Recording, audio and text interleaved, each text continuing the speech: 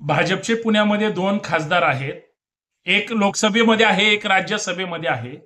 दोघेही एकाच भागामध्ये राहतात. पुणेकरांचे प्रश्न इतके भयानक आहेत.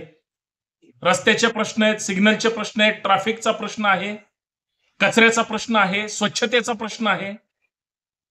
महानगरपालिका कुठेही लक्ष देत नाही, राज्य सरकार कुठेही लक्ष देत नाही, लोकप्रतिनिधी पुणेकरांना विचारायला तयार नाहीत. आणि पुण्याच्या लाडक्या खासदार आंदोलन कशावर करतायत तर सध्या धार्मिक वातावरण आहे. दिवाळीसारखा मोठा सण महाराष्ट्रात प्रत्येक घराघरामध्ये आनंदात साजरा केला जातोय आणि पुण्याच्या लाडक्या खासदार हे धार्मिक प्रसिद्धीसाठी शनिवार वाड्यामध्ये जी काही कबर आहे, मजार आहे, त्याच्याबद्दल आंदोलन करतायत आणि तिथं मुस्लिम महिलांनी आंदोलन केलं म्हणून त्या ठिकाणी त्या आवाज उठवतायत. पुणेकरांच्या प्रश्नावर भांडा ना तुम्ही. आणि सणासुदीच्या काळात कुठं हिंदू मुस्लिम वाद तुम्ही त्या ठिकाणी काढताय.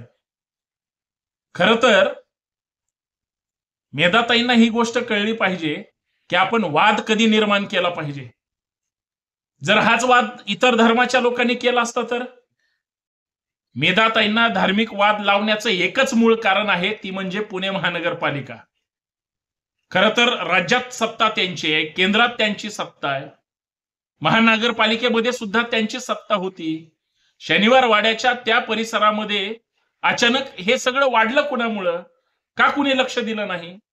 जर मुस्लिम महिला त्या शनिवार वाड्याच्या आतमध्ये जर जे काही नमाज पठण करत असतील, पुरातत्व विभाग किंवा ज्यांच्याकडे त्या शनिवार वाड्याची जबाबदारी आहे त्यांचे सुरक्षा रक्षक कुठे गेले. पुणे महानगरपालिकेचे कर्मचारी काय करत होते.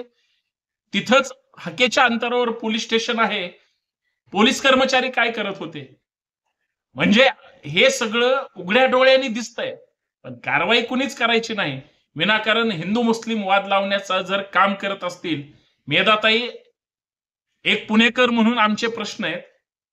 तुम्ही ते धार्मिक वाद हे दिवाळीचे सण वगैरे झाल्यानंतर करा आणि कायद्याने लढाई लढा.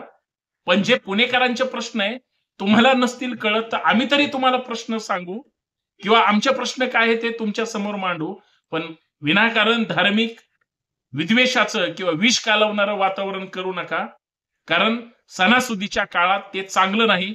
एवढीच मेधाताईंना हात जोडून विनंती आहे. जय शिवराय.